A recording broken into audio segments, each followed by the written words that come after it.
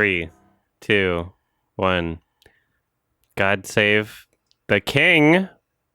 This is Sardonicast, and since the last time we recorded, there was a different monarch and a different prime minister, I think. Because it was a while since we recorded last. It was the same week. Oh, you're bringing it all back up. You're making me upset. I just played Trombone Champ, and they, I guess, last minute changed the lyrics to God Save the King in that song, and I thought that was pretty amusing. Wow, that was quick. Yeah, it's a new game. This is Sardonicast. I'm Adam from Your Movie Sucks. Hello. I'm Ralph from Italy, which just elected a fascist. Oh, yeah. Holy shit. Bruta. Man, yeah, and I'm Alex from Aichi. And, okay. Now I'm upset. Now I'm sad. What you bringing up? These delicate memories. Yeah. That's pretty funny. It's two. Yeah. So, yeah, if we count Italy as your country, you got far right, female prime minister or president? What does Italy have? President? Yeah. Prime minister. But at least it's a woman. That's the first woman. And then we also got Liz Truss for prime minister of United Kingdom. Poundland Thatcher, we call her. Okay. Yeah. And she's also fascist, right? And then I've still got Mr. Blackface, which is fun. Oh, what a trilogy. Yeah, we've got the best people representing us. And then, Alex, you still have a monarchy for some reason. Yeah, it is weird getting used to saying that we have a king now. That makes it sound even more like out of date. Yeah. But it was crazy. As far as how it affected like my movie going experience, I went to see Bodies, and I think it was like the day after it happened or something, that it happened being the Queen dying. And like the ads played as normal and the movie was about to start. Oh no. And then a portrait of the Queen flashes on the screen, just in complete silence. She's haunting you. It's like but it was like such a... I don't think anyone in the audience was expecting it. That's when you clap. You know, you're like... Yeah, it's like... So it's complete silence. A couple sniggers. People were like... They were like waiting for their like horror movie, you know, bodies. It's like nothing to do. It's like completely detached. So it was like a really weird like moment for me. That's very kind of came home as like how bizarre this is. Like, what do you want me to do in response to seeing this? It's really quite strange. All of this happened when I was at TIFF. And my parents had the television on, because I do TIFF with my parents, because they live in a different province. We like to do that together every year. And they have the television on as like background noise or whatever, like in between movies, while we're like grabbing a bite at the Airbnb or whatever. And it was just non-fucking stop. Like the entire like rest of the time that we were in Toronto for like weeks, or it felt like. We were there for like another week and a half after she died, and it was just like nonstop, like, what are we gonna do? And it's like, this is Canada. Like, I guess, technically we're a part of the monarchy, but it's like, what's really the issue here? Like, what are we gonna do? The Queen's dead. It's like, oh no, she was responsible for so much. The society's gonna collapse. Isn't it? It's like, it's part of the design of the monarchy. Such a tragedy to die at like 90 something years old, having 96, like all that wealth in your life, just going to parties on other people's taxpayer money. Oh, what a tragedy! You died at like the oldest a human could possibly hope to live for. Wow, it's such a tragedy. Yeah, a peaceful, privileged death. Yeah, it was a weird one. Yeah, I always forget about like how many royalists there are out there. It's crazy. I'm not really included in it, but man, people they're really attached to these ideas. It's It's really it really just goes to show how much tradition and norms and taboo and societal expectation plays a role in people's lives. Like, as individuals, we don't think that that's the case. As individuals, we all have our own minds, but then you look at human beings as like numbers and statistics. It's like, holy shit, there's a lot of you. Like, maybe I just don't interact with you on a daily basis because you can choose who you interact with. But like, holy shit, normie world, it's crazy. Can't believe normie it. world. Yeah, no, because now and again we'll see like polls of people who support the royal family, and it's still pretty split down the middle. It's not as like it depends on age groups, but like broadly, there's still an overwhelming amount of support for the concept, which is kind of mental to me. Normie world. So is your country just shutting down or what? Is it ever going to recover? Well, I was always told or read that you got like 5 days off when the Queen dies, but it turned into just the day of the funeral was a bank holiday. So, was that like a promise? Like, was that a thing that you're supposed to get, or was that just a rumor? Or like, do you know? I don't know. Around because it was also her jubilee, like earlier in the year, and I read some article that was like, in case of the Queen's death, here's like a compilation of things that are supposed to happen or things that might happen, because of course it's been so long since a royal family member like at the top has died, so like the protocol might have changed since then, but yeah, it only wound up being 1 day off as opposed to the week I was promised. So she ruled from Winston Churchill to Liz Truss. Yeah, Wow. She's seen some crazy, or she'd seen some. So, yeah, the degradation over time of. She didn't do much, but we really needed her. Clearly, Normie World sounds like a theme park that should open. Sounds like Clark Griswold should like be going there. Yeah, that's all I had to add. Yeah, David Lynch's Dumbland. Yeah, I still haven't seen that. I don't know if I even should. Dumbland. Yeah, that's the world is different, I guess. No, it's not. Everything's changing, but it's the same, I guess. Nothing changes. It's the same shit. Well, we all saw bodies. Might as well talk about it since Alex mentioned it. Bodies times 3. I like saying that. Yeah. Like my friend said that. I'm like, oh, that's good. So you don't have to say bodies 3 times. Yeah. Yeah, bodies cubed. Mm-hmm. Like, oh no, technically that would be like 9 bodies then? No, it's like, yeah, bodies times 3. That's like the best way to say it. Bodies times 3. Yeah. Yeah, triple X. Triple bodies. Triple X. Yeah. It was good. I saw it like before it came out in like a park setting. It was like an early showing. I'm like, oh, this is cool. I'll go what do you mean with my by friends. Park setting? It's like in a park. Like literally they hung up like a screen in the park. It was like an inflatable screen. And they showed the movie and the cast was there. Oh, cool. Rachel Smollett. Senate. What's her Senate. Smollett. Yeah, Smollett. She was there. She, and she acts like how she always is. She's like, "Whoa, enjoy the movie, everybody, get horny, woo!" I'm like, that's wow, awesome. okay. She was really funny in what's the fucking movie called? I'm gonna have to look it up. Shiva Baby. Yeah, Thank you. Baby. Yeah, she was really funny in that, and she was funny in this too. I thought she was like one of the best parts. She's so really funny. She was my favorite character, channeling that kind of Zoomer energy. Yeah, she has the best line with the the body dysmorphia line. Oh yeah, that's the one like the whole park audience like responded to really well. Like they laughed at that. It's like a huge crowd there. I thought the movie was good. Yeah, me too. It's solid. Yeah, some people didn't like it. I enjoyed it, and I'm not. Maybe sure. they don't like the ending, but the ending makes sense. Yeah, without spoiling anything, the ending.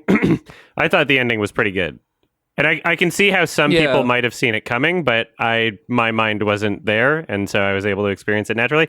And either way, it's funny. It's a good ending. Yeah, it is horror comedy because like some of the complaints I was seeing that it was like it's an expected kind of horror movie with your teens trapped in a house sort of thing, but I thought it did kind of everything in its power to avoid a lot of the kind of stereotypical horror cliches that would normally bog something like this down. Like I was guessing the whole time, like it kept me guessing and was going in unpredictable directions, and the comedy was like buttressing any time I was like not really into what else was going on.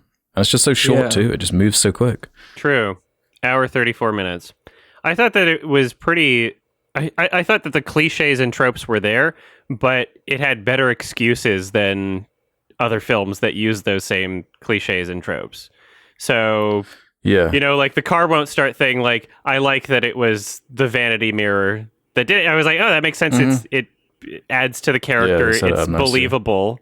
It's not just like, I don't know. There's so many other movies where it's just like, oh, they don't justify it, or it's for a stupid reason, like someone played a prank, or like I don't know. Like creating believable situations makes it better, even if the movie as a whole you're not supposed to believe like the entire narrative, and there's tons about it that, you know, seems silly as it is a comedy. I thought that in general it was like really smart writing. Honestly, the characters were believable for the most part.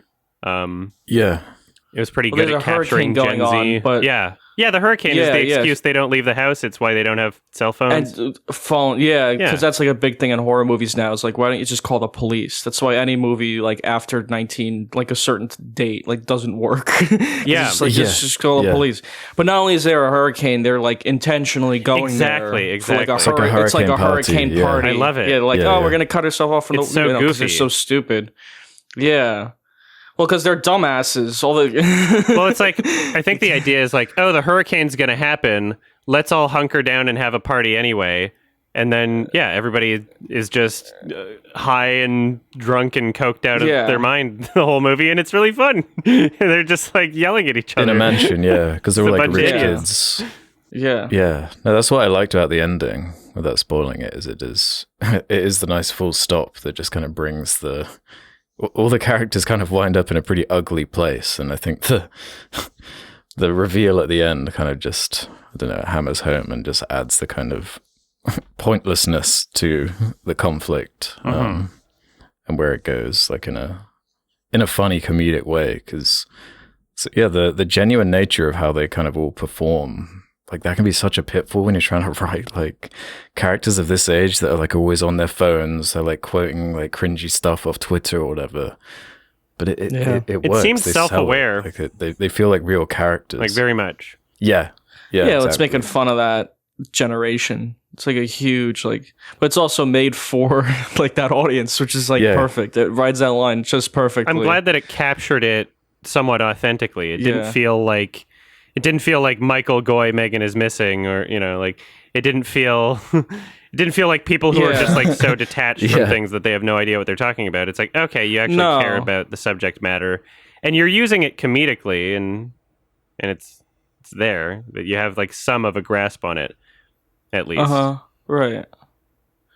Well, yeah, like the audience I was there with are basically like around the demo of the movie, like the middle of Brooklyn, like a bunch of like, you know, pretentious Gen Z, whatever Zoomers people. It's okay, it's like exactly who it's made for. It's like, and it's like making fun of you, but at the same time, it's like, it's like, okay, these are just characters in the movie. This is how they act, and that's what makes it like kind of believable, like the whole situation. They're not just like movie characters.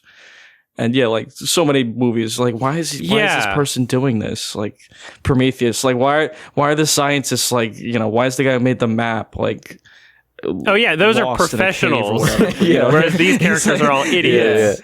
Yeah, exactly. These are they're all idiots and they're high, right? And they're drunk. It's funny, and it's like the middle of the night. They're not thinking clearly.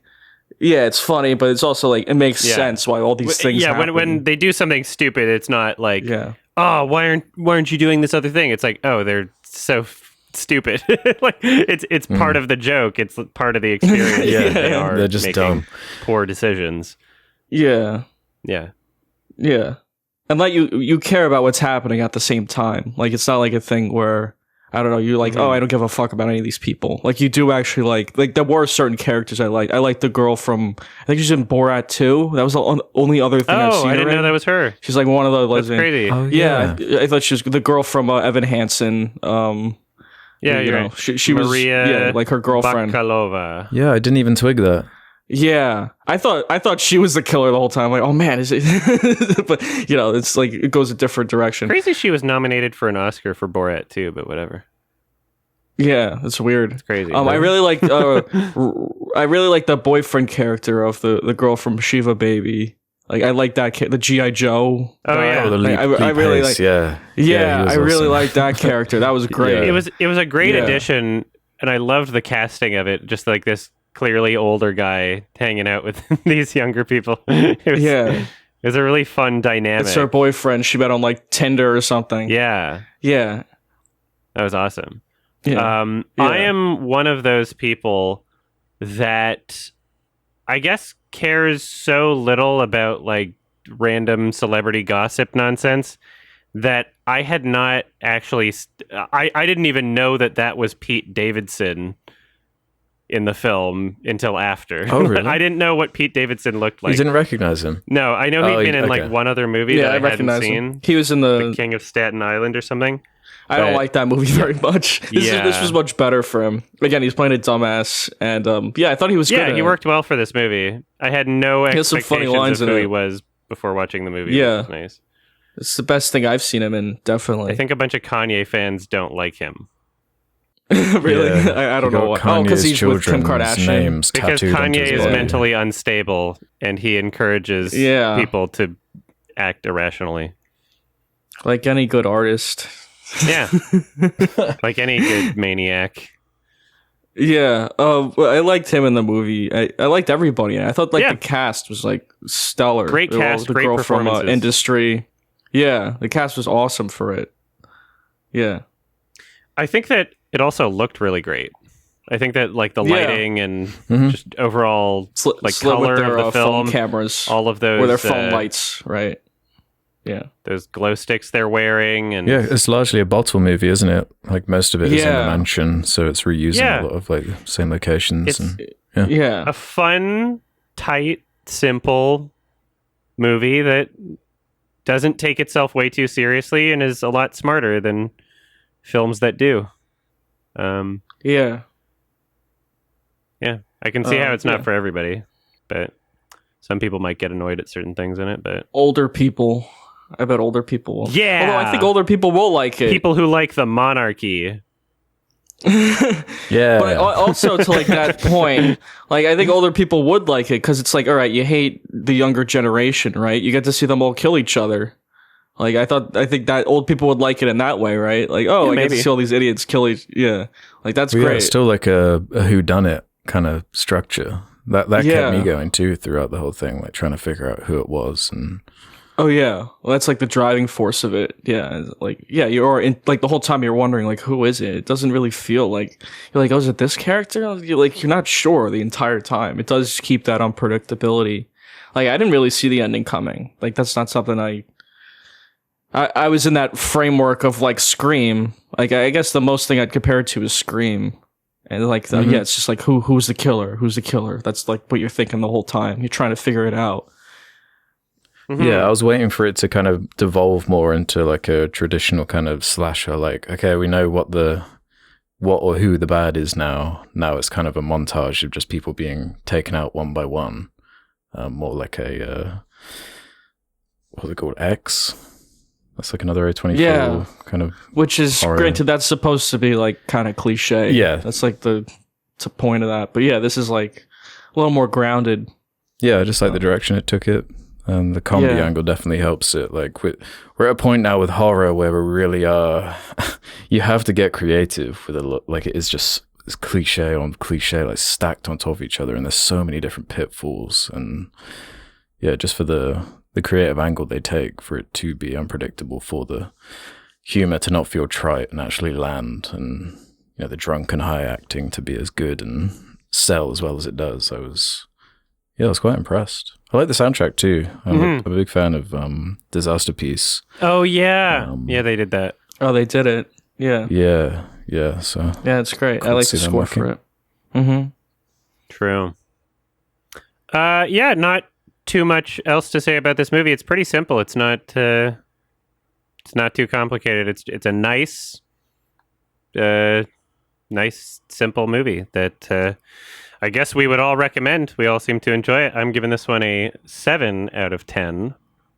We'll see how it is on a second watch, but I give it a 7 as well. out of 5.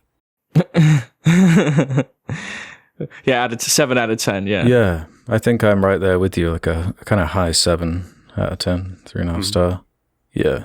We got trip 7s, everybody. We got a jackpot. Oh, yeah. Ding, ding, ding. Me. All right. We've got, I guess, like a tiny thing of movie news we can mention. The Northman was profitable. So essentially we're correcting, or I guess updating to what we were talking about on a different episode. We were saying how the Northman was kind of a flop and didn't make its money back. Now, apparently, it was profitable due to home video sales, possibly also physical media sales. I was actually shocked that it had a 4K physical Blu-ray based on, you know, theatrically they were like, oh, nobody bought it. So you'd almost expect for them not to do it. Yeah, I got the 4K Blu-ray too. So I'm happy for it. It deserved it. Yeah. History will be kind to the film. Hopefully, yeah. It was a success, ultimately. True, yeah. Hopefully this means Eggers can continue getting proper funding for his films. Although, even if The Northman was a flop, I think he would probably still find funding, even if he's not really looking to do anything that big again anyway, is what he was saying, so... Yeah, like maybe not, but maybe this changed things, you know? Because at first people were like, it bombed, and it isn't a bomb, really. And I think it also just says something about, like, the landscape of film, how it's very different now. Like, a lot of people watch things at home, and, you know, it's not just about the theatrical ticket sales, it's about VOD and all these other things, streaming. Like, you know, the great film... Morbius found a home on Netflix. Maybe more people are watching it there now. Really successful on the. It's #1, which, you know, I don't know how true that is. Yeah, after it found a home on Twitch. Yeah, after it found a home in the dumpster. Yeah, I guess that's where I get lost, is because it was like a month or two ago. There was this clip of Matt Damon, like in some, I think it was like a Hot Ones interview or something. Oh, where he was like talking about how the move to like streaming and movies and like murdering the secondhand kind of, or the DVD market is like affecting the way films are being greenlit and released, because there's not that kind of second wave of dependable cash that can come in the same way if it all moves I've to seen that too. Streaming. Yeah. But I guess this kind of goes against that in some ways. If, you know, if the Northman can do it, maybe it's just a small niche of films that are able to make some of their cash back if they're that good enough or fulfill that kind of... What if the Northman was immediately successful if it had only been on digital platforms and not theatrical? What if the reason it wasn't successful is because it was theatrical? It's a very big cost. I mean, it's possible. Well, I don't know about that. You never know. Who knows? Yeah, it's weird now we're like a post the 2020 kind of era where it's basically what we were seeing. Like, films were coming out day and day almost. The new Knives Out is just Netflix, right? Yeah. As far as I know. No, I think you're right. And, you know, I saw it. You know, movies will... Yeah, you saw it at TIFF. Movies will... They, you know, I still like a theater release. It might be limited. It just depends on the movie, really. Like, there's movies... Like, horror movies seem to do well in the theater. People like the crowd setting. I saw Barbarian. The crowd was going fucking nuts during it. Like, they loved it, you know. But, like, that's the kind of movie you want to watch with the crowd. It just depends on the movie. Or, like, Top Gun.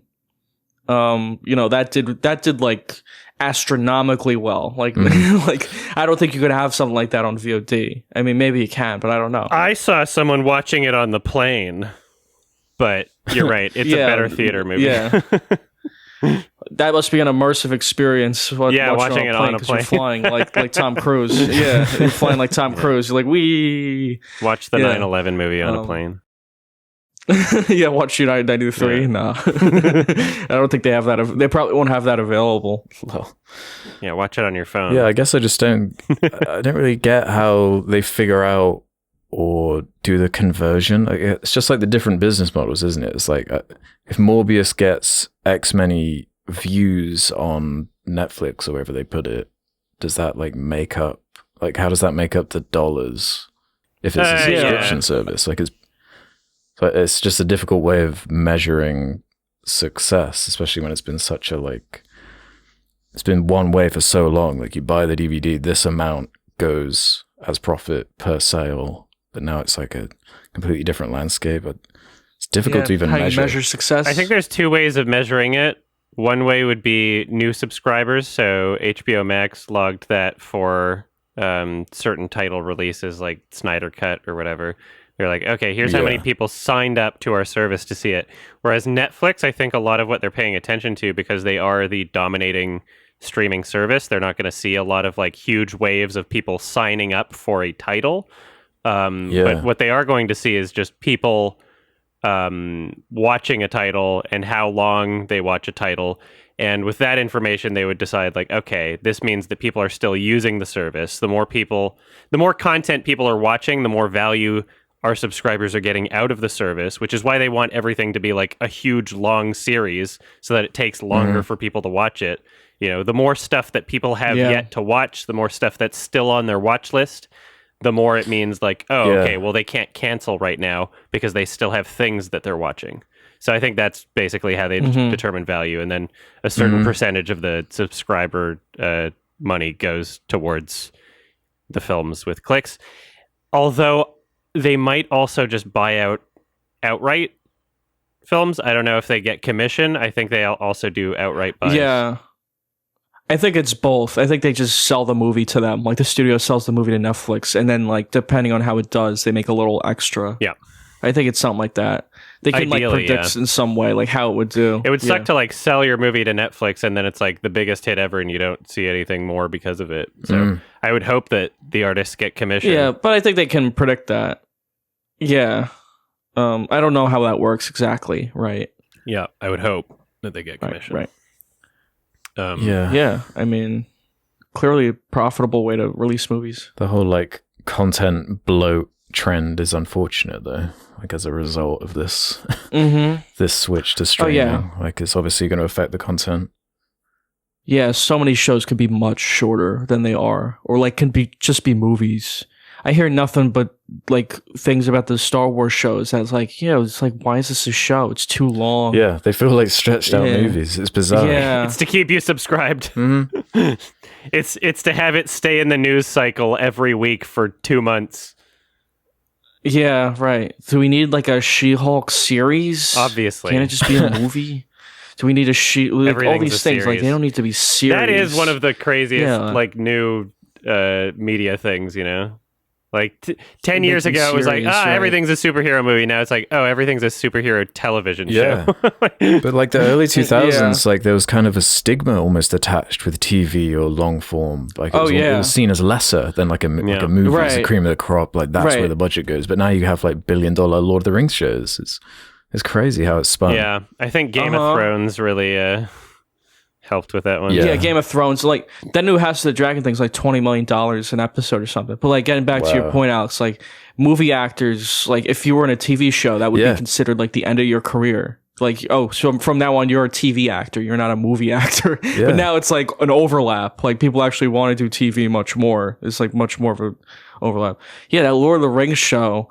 That's fucking crazy. It's like $150 million an episode or something. It's like $1 billion season. It's only 8 episodes.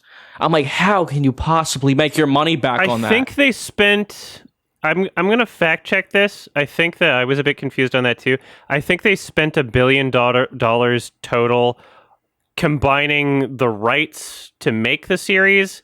And I think it's expected that it should be like 4 or 5 seasons. And I don't know how much of that money got allocated. I don't know if it's $1 billion for the first season. I would hope not. But I'll fact check that at some point. Yeah, maybe that's including marketing as well. I think it's a lot. They spent a lot of money. I was checking it. It seems like a lot. Yeah. I'm like, there's no way you can see that money back, like on a streaming platform. Like, are the amount of subscribers you're getting worth it? Like, most people have Prime for the shipping, right? But when they're talking about like season 4 or 5, and like half of one season is out, it's like just chill. IGN says Rings of Power reportedly cost almost $60 million per episode, which is almost double the price of Stranger Things season 4 episodes and quadruple the cost of episodes in Game of Thrones final season. $60 million per episode. That is a lot. And what times 8? 8 episodes. So I mean, it's probably more for some episodes. Honestly, it's probably like a range. I wouldn't be surprised if some of them are about 100 million. Yeah, that's fucking crazy. There's not even movies that cost that much. Really. Like I don't think.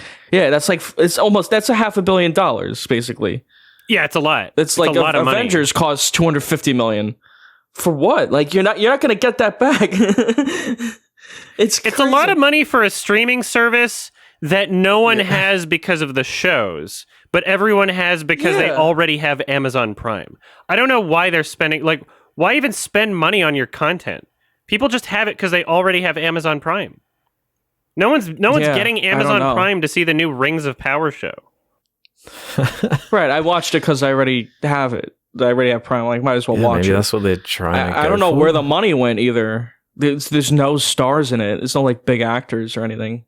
Yeah. And like, Game of Thrones looks equally as good, if not better. Game of Thrones looks a bit better. Production value-wise. Yeah. We'll get more into House of Dragon, I think, looks better. Detail about Rings of Power when the show's over. We'll discuss it. It's only like half hour for now. Yeah, in a month or whatever. I don't know if I want to watch any more of that. I watched 2. I'm like, that's enough for me. I'm going through the whole thing with Gael, who is a Lord of the Rings nerd. So like every scene, he gets to tell me like, oh, the distance between these 2 locations actually isn't accurately represented here. And on the map, it doesn't make sense that they would be over here. And this is actually this thing from the Silmarillion. I'm like, oh. So I get to watch him like, nerd out and die a little inside at the same time. It's great. I only perked up whenever they said Sauron. I'm like, oh, I know who that is. And then it went right back to like blank faced expression as I watch it. Yeah, it's a weird one for sure. I think if you're both comfortable with it, I think it's about time to do our film recommendation part. Yeah, that was my comfortable. One. I'm super comfy. Let me get my comfy chair. I'm getting comfed up right now. Well, I'm the opposite of comfortable with how frightening these scary vampire movies are. Am I right, guys? That was my recommendation. Yeah. Going back Halloween. 100 years. 100 years plucked. It's the spooky month when this is released publicly. I went back to 1922. Nosferatu.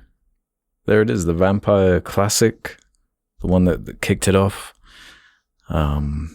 It's a simple story. A vampire wants to move in and basically wants to eat the wife of the estate agent who's helping him. That's the story. Wants to eat her. Wants to eat her. Yeah. But yeah, it's kind of another one of those osmosis type movies that I'm sure a lot of people our generation, our first introduction would have been the SpongeBob gag at the end of that episode. Nosferatu. Nosferatu. Yeah. That was definitely my introduction to the character. I'm like, who is that guy? Yeah. My dad's like, it's a movie. You got to see it. It's from 1922, so it's the oldest movie we talked about. 100 years old.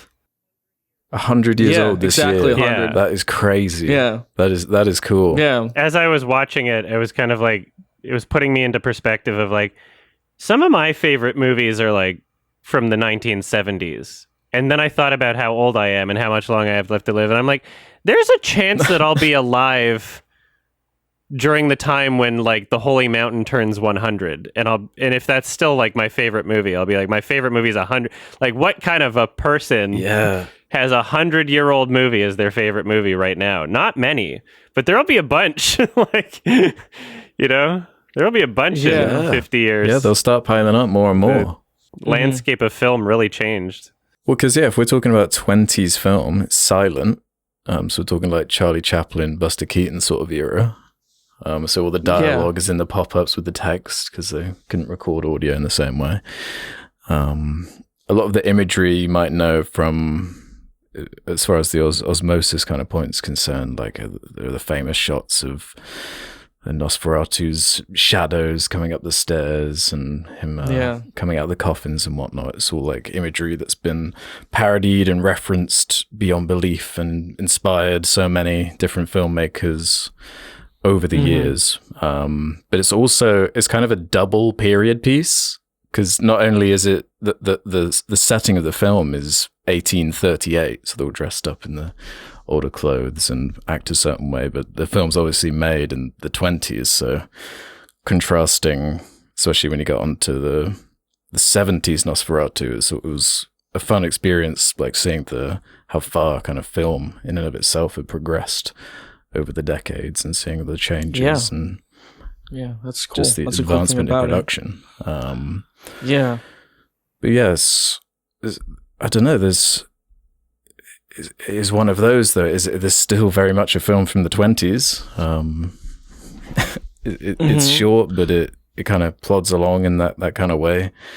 A lot of people, I guess, consider it sort of a masterpiece, and it's essential to the history of film and everything that came from it, and a lot of the drama behind the scenes. Like, I don't think they had real permission to make the movie as far as licensing is concerned. So it's kind of like been like the original prints have been like burned and lost multiple times, but then have been like backed up from other copies that were available because of the like legal licensing of the original novel, and them claiming parody, but it not really being parody enough, and all this kind of stuff. So, but over the decades, it's kind of settled into being this classic, and I enjoyed it for what it's worth. It's just once we get to a certain period of film that it does, like, the needle goes more into appreciate than like being on the edge of my seat, like getting engaged in the characters, engaged in the story beat by beat in the way I might a more contemporary movie with my more modern sensibilities, I guess. But I liked it. I think for me, it kind of depends also on genre. I've seen a few Chaplin films, and I'm trying to figure out what the oldest Chaplin film I watched was, because I enjoyed a few of those, and those were, silent movies. Comedies, so I think I watched I enjoyed The Kid. The Kid is a 1 year before this.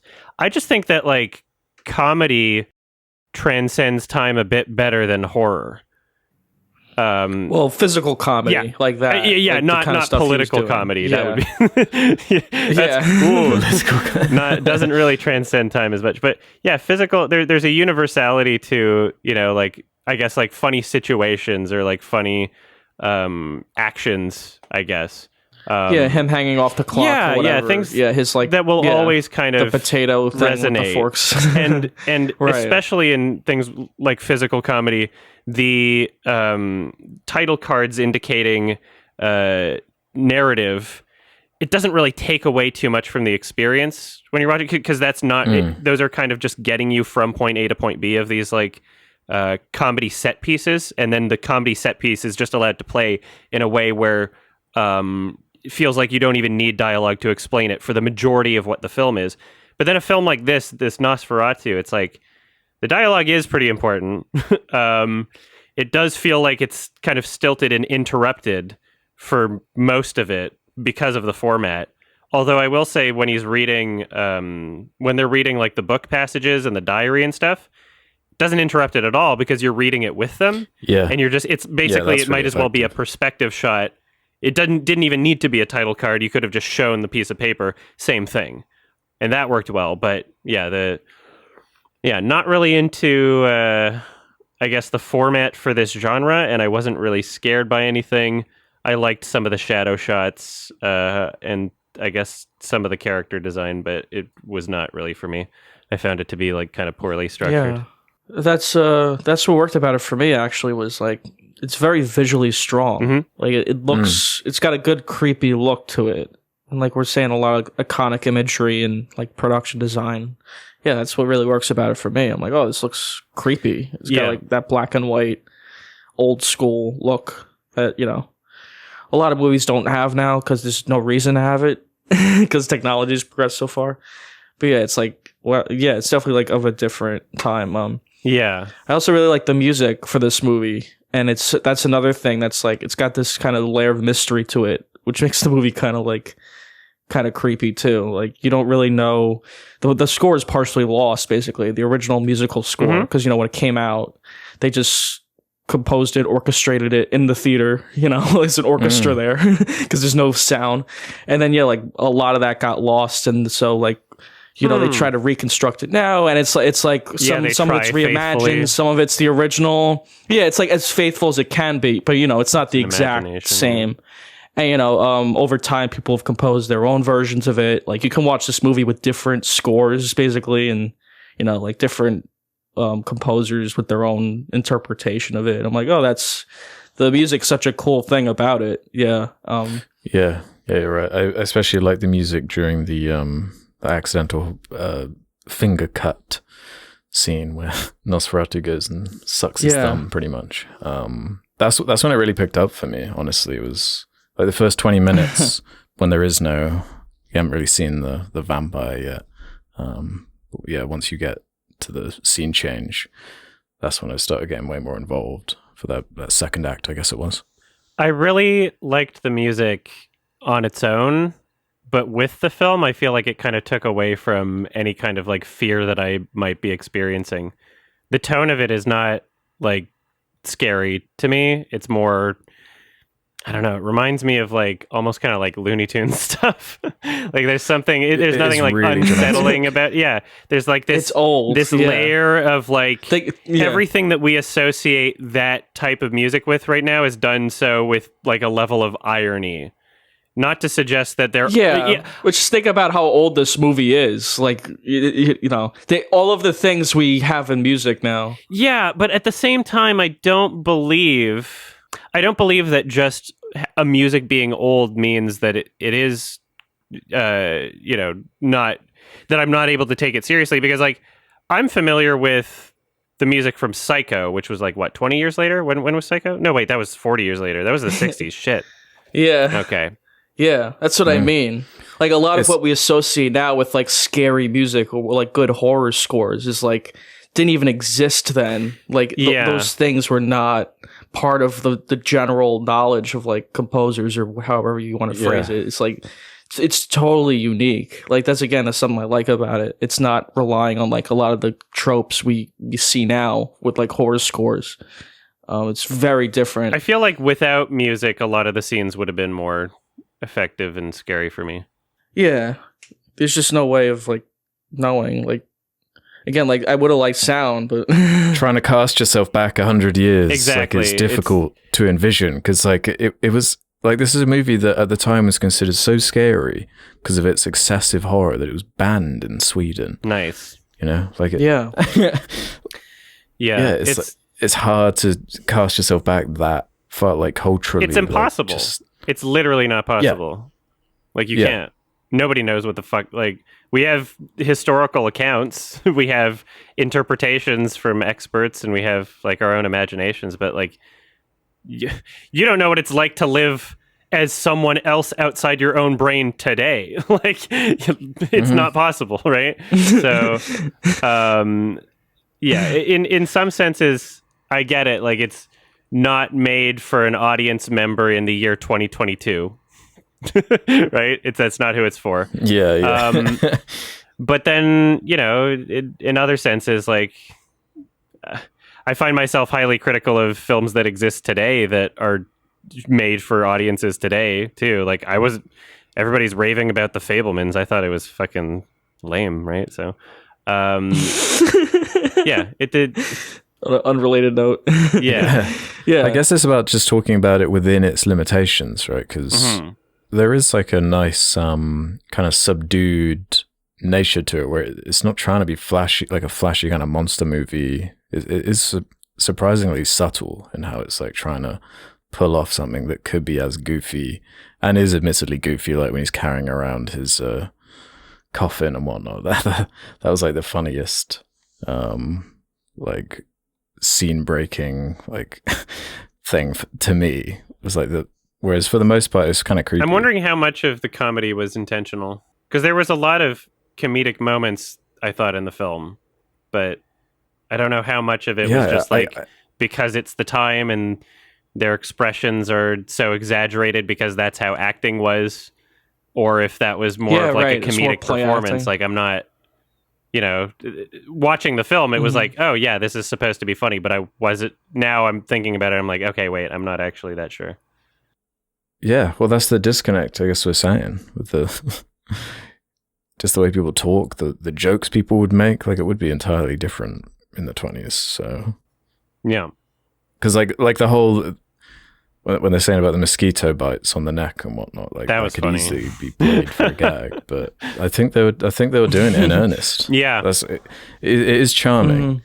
It's charming and kind of dated, but also like nostalgic. It's weird. It's like there is something lovable about it, even if like I'm not sat there terrified like I might be with some of my favorite horror movies. I do appreciate that imagery, and I do try to just picture myself in a theater in the 20s and how frightening a lot of this would have been. Like there's some creepy stuff in there, like the fingers and the shadows and the eyes. Like it's a cool character design. In the 1920s, the idea of a moving picture would be frightening alone. Like, whoa! Yeah. It's like a whole event. You don't just like, go to the movies casually. People were afraid of that film, of like the train, the train pulling into the station. Like, people were like, "Oh my god, it's real!" Yeah, maniac. So imagine watching this, some like creepy vampire. Yeah. Like people were probably like just scared of the illusion of like cinemas and. But it's just hard to know. It's hard to know what people were actually thinking. It's impossible to know. Right. It's literally not possible.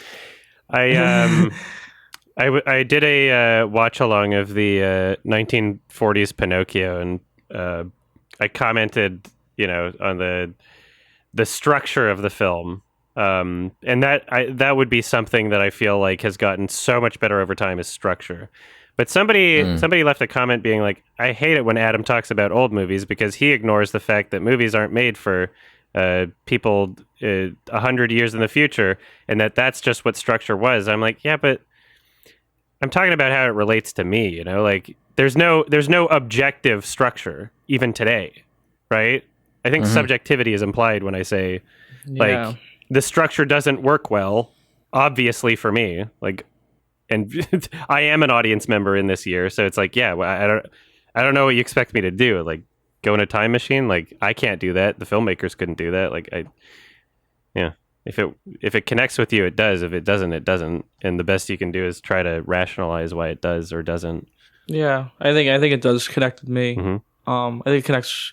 Like, I see the even if you don't know what people were thinking at the time, you can look at film as a whole and like see what has happened since and before, and like piece together like, okay, this movie is original. It is doing all these things. It's breaking those conventions. At the same time, it's inspiring other horror movies, like and influenced Dracula, the film anyway. I believe the story was originally from Dracula. I don't know exactly. Like I think Nosferatu was inspired by Dracula, the story, but then the movie was inspired by this. The movie Dracula is inspired by this film. Yeah. So they both like take from each other. Yeah. So you're and of course everything takes from Dracula. Every vampire movie from fucking Twilight to movies we talked about, Thirst, like they're all from Dracula. So it's hard to know. You could just appreciate like the influence it's had and see where it came from. And like there is some like cool stuff in this movie. There are some cool moments and like creepy imagery and the music with it. You're like, this is working. Like especially for a film so old, I'm surprised actually at how well it's working. I think you can make a movie like that with thinking of people 100 years in the future. I mean, it's very hard. It's like impossible to like get someone to love the movie, maybe everyone to love it, but you could definitely connect with some people, or at least in certain moments you could connect with people. There are certain things that are timeless. A lot of movies we talk about now. I think there's moments in the film that work still. Right. You don't know where like history's going. You have like no idea like what people will like 100 years from now. Maybe they will like something slower paced because they're sick of like, I don't know, conventions or whatever. Like you don't know what's going to become cliche, what's going to become overdone, what isn't. It's very hard to predict. But yeah, it's good. It's a good movie. Like it's well made work, I think. Like they clearly put a lot of thought into it. It is like groundbreaking, and it's like what I love. Like what I always say, it's a classic. I'm like, this is a classic. It's like it's really well done. Yeah, it's classy. You were mentioning the design and just like the creepy design of the character and the aesthetic. I think that visually that does work really well, and those are like the moments of the film that work. Like I guess parts of it that work, because again, I mentioned that the music didn't allow me to experience that fully, but I got an ad on IMDb just now as I was looking up the Chaplin films. And I want you to look at that image for a second for the new film Smile coming out. And this is 100 years later. The horror aesthetic, the design of what scares people is just people doing the fucking smile face. The Kubrick stare almost. Like, oh my God. Yeah. It looks so stupid. Yeah, right. Yeah, the Kubrick stare. That's like another thing. Smile. Right? Well, I'm definitely watching that in theaters, by the way. It looks so bad. Smile in theaters. It's going to make you smile, right? You're going to die. You're going to die. It looks so stupid. Oh my God. Yeah. It's crazy. Yeah, I guess that's why the context is always important to discuss, but it's just where I get lost is, bringing it to the modern day and my own tastes and what I'm looking for, some kind of like emotional response. I want it more than to just appreciate it. I also want to kind of get involved into the story. But that's not to say that I don't, like, I'm not anti the movie, but I just can't really envision, aside from people who are interested in film history, like, sitting down to like watch Nosferatu, like yeah, that's part of Nosferatu. And even if you are interested in film history, that doesn't mean that you're going to relate to the film. Like, I'm more interested in film history in the sense of me reading up about the film on Wikipedia or wherever, the copyright fiasco is interesting, like that's something I find interesting about the film. That doesn't mean the experience of the film is going to translate to me emotionally, right? If something doesn't connect with you, it doesn't connect with you. And at the end of the day, my review channel doesn't exist to just tell you whether or not the movie is already a classic. Like, that's not the point of someone relating their experience to film. I don't know why apparently some of my commenters think that that's what I'm supposed to be doing, but I'm talking about whether or not I connect with it, and I'm trying to rationalize why from my own perspective. Yeah. And there's it's obviously important to film, and I found. You heard of Shadow of the Vampire? I would have maybe recommended this as like a trilogy type situation, but I'd never heard of it until I was doing some research. I added it to my watch list. People were like, "Why didn't you watch that one?" I'm like, "Well, because we're not talking about it on the podcast." Yeah, but it's basically it's almost like what we're talking about. It's a film about the filming of Nosferatu. Oh, really? That's Willem cool. Dafoe playing the vampire. Yeah, that's like an interesting angle to me. Which I really want to check out now. Just seeing the stills of Willem Dafoe was, as the vampire, looks like enough for me to check it out. But I'll watch that at some point for sure. Did you guys watch the YouTube version of it? I'm just curious, like what?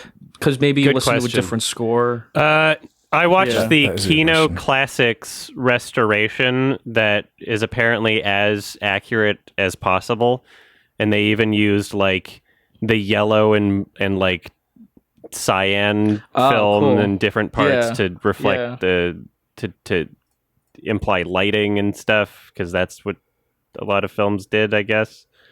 So that did have Hans Erdmann score. So that's probably you probably watched like the accurate one. Yeah, that's what I tried to do, like find the most accurate one.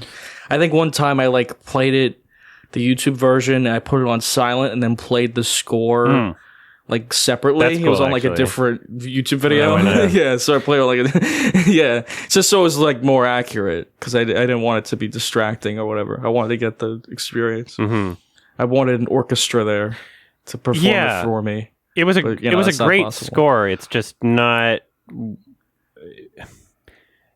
You can still appreciate something. It sounds like music from back then, and not have it emotionally affect you. And at the end of the day, your experience with the film and your rating of the film should be a reflection that includes how it emotionally affected you and how, that at least includes your experience. If it's intent, if it's trying to be frightening and the music is interrupting Yeah. that, like, emotion, then that's Yeah. fair. I would say it was effective in that it wasn't, what I hear all the time from other scores that are horror scores, because they're all influenced by movies that came out after this. True, yeah. And yeah, obviously it's not like, it's not the Under the Skin score, which is like, that's my favorite score from like a horror thing. And it does use strings. I complain about strings all the time. It does use strings. It's just used well. Like it's not it's not the same fucking stock sound effect or whatever.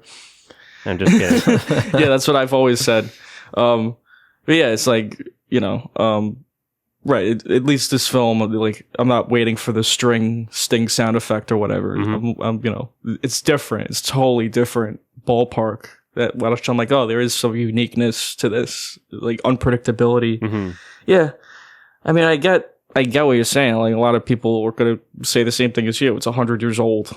It's like literally 100 years old. It's a fucking old movie. It's a fucking old movie. They didn't have movies existing as a concept for very long before this movie was made. Yeah. It wasn't made to be a timeless classic entirely, like how some of the Disney movies are. Like Pinocchio, I think that was made to be a timeless classic. I think that was very deliberately how they made everything. Disney makes everything. They want it to be. I mean, whether it is or not, it's up to you, but I think that was very much their intent. This is just like, I mean, who like, it's hard to even put yourself in like where they thought film would go. They might have thought it was just a fad. They might have been like, oh, this will be around for 10 years. We'll make our money and then we'll fucking, we'll go back to it was newspapers. Just like this, yeah, exactly. Go back to radio. People probably like, oh, radio is where it's at or whatever. Hell yeah. Things change. Like, yeah, like you don't know. It was just some invention back then. It was mostly like for what's the word, like nerds, like a theme park ride. No, even just for like for fun. Yeah, like it's just like, it's not made to tell a story. It's made for like fun, like just a theme park ride or something like that. Seeing a movie would have been an entire event. Like, people see movies casually now. That It was not a casual experience. It was like, we're going to fucking Disney World. Yeah, it was like that. Well, yeah, you can watch Nosferatu on your fucking phone for free on YouTube. Like, while you're waiting for the bus. It would have been like VR. You put people in VR the first time. Like, holy shit. Yeah, basically. Yeah, right. Yeah, it's hard to put yourself there. I don't know if we have much else to say about it. It is very short. It's a very short movie. So, like, only an hour 20. It's probably all people could handle. Yeah, I'm glad I've like seen it all the way through now, so I can say that I've seen Nosferatu. We did it. We did it.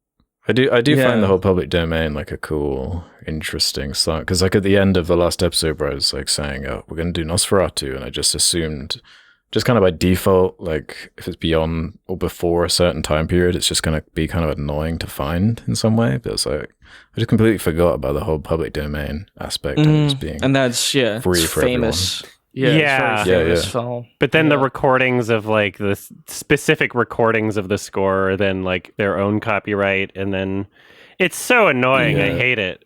There's just so much about it. It is really annoying, but then there's like 10 different versions, and it's like, well, which one? Yeah. That's why I had to make sure I was watching the right score. God damn it. Yeah. Yeah. And everyone's made their own versions of the score. Right? There's like 100 different versions. Replace it with Metallica. Yeah, Metallica did their own. If you sync up Nosferatu with Dark Side of the Moon, they sync up perfectly. Oh. That's not this movie. That's Wizard of Oz. Yeah, just in case someone didn't know. And also, you have to be on a lot of drugs for it to work. Yeah. You have to not understand music. Whoa, dude. I'm gonna give a rating. I give it 8. I really enjoyed it. I thought it was really good. By my own logic, I should give it a 10 or a 9, but I don't know. An 8 sounds right. It sounds right given my experience of it and like my appreciation for it. Like, yeah, it's an 8. Yeah. I'd still recommend it. Yeah, I guess I'd go a little bit lower. It'd be like a high 3-star, like a 6. Because I'm like right down the middle in terms of, I do appreciate everything about the movie, the production, the character design. I do like that music a lot. I like what it did for film, where it sits, like what it did with its limitations, like all the arches and it was more varied in terms of location than I was expecting. I enjoyed that aspect. But yeah, as far as like an actual response, if it is trying to be frightening, if it is trying to be like a scary horror film, like I don't feel it like one might when they were sat there in the 20s. And we just have so much more to choose from, so much of the influence that came after to pick and choose from. So yeah, big fan, but I'm not going to be like putting this on if I want a scary horror movie anytime soon. And I'm giving this one a 5 out of 10. It was a movie, and everything I'm supposed to appreciate about it, I do, just not as a narrative. Yeah. It's a different, I don't know. It's an interesting time capsule of German expressionist filmmaking. A lot of things they did, obviously, influential, but it's not, that is completely irrelevant to my experience with the film. It is entirely relevant to interest behind the film, but not relevant to my experience during the film. Depends on the movie, really. I mean, it does play in certain factors. If I were to say, like, if this exact same movie was released today, then I'd probably rate it lower. So I am still giving it credit for, the time period and its limitations at the time. But yeah, I do like Metropolis more. It's only a couple years later. I do like that film more than Metropolis is a lot more impressive, even if I don't relate to that one either. It's more... Yeah, it's more grandiose and interesting to look at visually also. Yeah, it's just like a more interesting story too. And then with the kid in 1921, I'm just like, I emotionally related to the kid. I was into it. I enjoyed watching it. I found a lot of it funny, so it's not like it's impossible for me to relate to a film in the 1920s, so Yep. I'll never see Nosferatu again. It was fine. But we watched another movie. It was the Werner Herzog, I guess, remake called Nosferatu the Vampire. And what I discovered about it is that there were 2 different versions. He filmed it in both German and English using like the same actors, with some of them being dubbed. I watched the German version with English subtitles. Which one did you guys watch? What'd you think? Whichever one's on YouTube. Do you not know what language they were speaking when you watched it? I think it was English. Yeah, it was English for my version. There was no option on the to watch it. It was on one of those subscriptions on Amazon. I always forget like which one it was, but it was on there, and so I had to watch it in English. Yeah. I was reading about that like afterwards. Yeah, it's not that distracting though. It is like filmed in English, so yeah. Mm-hmm. Yeah, it's interesting how he did that. And also, I will say, in the German version, there are some obvious dubs at points. So it's not free from the dubs. Yeah, there are a couple of those in the English version anyway, so it's probably just a result of committing to both sides. That's just going to happen here and there. Yeah. I loved this movie. I thought it was great. There are certain biases that people have in terms of like tone and feel of films. Some people will just watch anything that's cyberpunk. Johnny Mnemonic is cyberpunk, therefore I love it because it's cyberpunk. There's some people like that. There's some people that gravitate towards... Yeah, I'm like that with Blade. Yeah. We're like the early 2000s aesthetic. Techno shit. Yeah, or like some people gravitate towards that sort of thing with... Like, that was awesome. Like decades of filmmaking. Some people really love like 1920s film, or some people really love like French New Wave. I love 70s films. I think that I have a bias towards 70s films in terms of a look and feel, and it's always just been the perfect balance between technical limitations of the time. They're still using film. Not everything had been like perfected yet. There's, things are a little rough around the edges, even in like professional productions sometimes, especially like independent 70s film. I agree. It's before 80s where everything was like a little where you got into the decade of like materialism and consumerism, like hyper personified fucking American Psycho shit. Up. Everybody's on cocaine. It was like just in that perfect little bubble, that decade of film. Yeah. And so, yeah, a lot of my favorite movies are from the 70s. Was Fantastic Planet the 70s? Yeah, I think it was maybe the 60s, but Let's like see. I was gonna say that too. Like the 70s is probably my favorite decade of film. 73, along with, yeah, 70s. Okay, 1973. Yeah, Holy Mountain. Yeah. 70s. a lot of Kubrick stuff. I think Apocalypse Now and like Godfather. There's a lot of films from the 70s that I find myself really enjoying, especially independent film.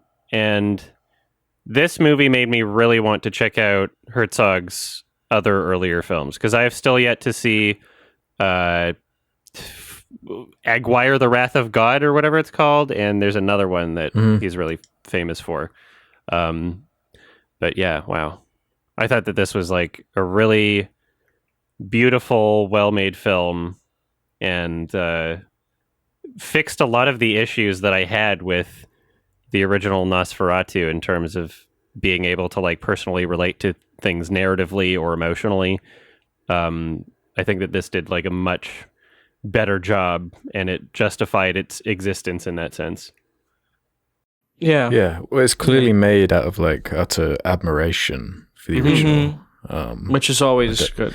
I think Herzog like is obviously, I think he said it's what his favorite German film or something, the original Nosferatu. So, and that definitely like shows, and I'm right there with you in terms of it feeling like it's taking that original story and updating it in a way that does remove some of the sillier bits. The soundtrack isn't like as 20s. It just feels like a more kind of traditional, solid kind of narrative.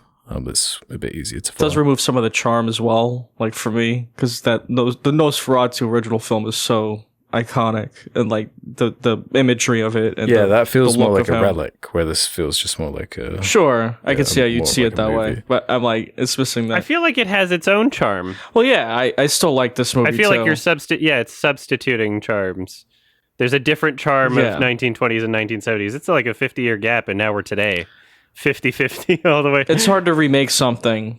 Yeah, it's hard to like remake something and bring your own like spin to it, not make me think of that original, because it is so ingrained in like pop culture and so on. But it does tell the story well. Yeah, this movie does have dialogue and sound. It has a lot of advantages that the other one did not. Exactly. It has years of film history to tell it, which makes it, in ways better. But there's something more admirable and more iconic about that original one too.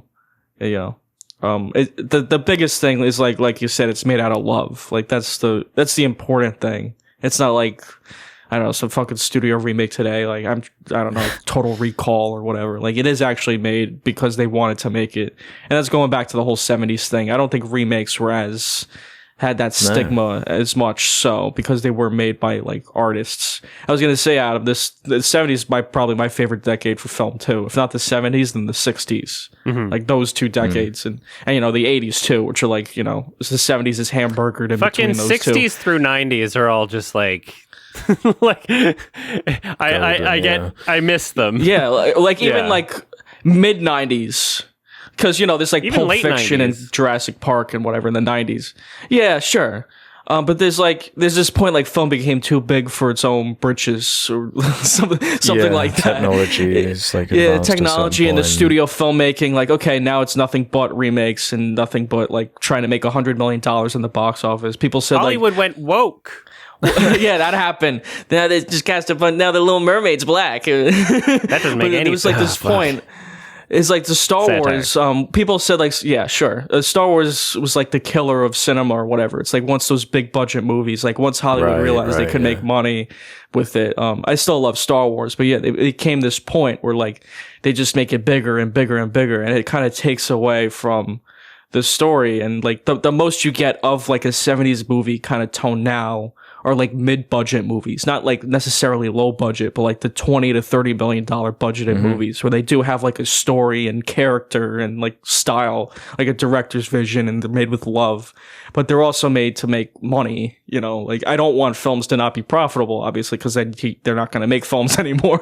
But like the 70s was like this perfect balance of like, I think it was just like the business model maybe too. Like, you know, you had to go to the theater to see it because there was no home option. No home video, yeah. So like they made them, yeah, they made their money. And like once a movie was like, I can't even think about that today. Again, putting yourself in like someone's shoes like 34 years ago. Like once a movie was out of theaters, it was gone. Like that's like you're not going to see it anymore. Preserve the reels if you can. Yeah, like they'll do re-showings of movies that are really classic, like 2001, and that's why there were so few movies. It's like, because like once a movie came out, it's like, okay, it's in theaters for a few months. Like it's not even like how it is now, where it's like a couple weeks. You know, you need to make all your money. It's like you make your money over a year, and then you fucking dump it out of theaters, and that's it. It's gone forever. It's just a different mindset. Yeah. Anyway, this movie, yeah, I like it.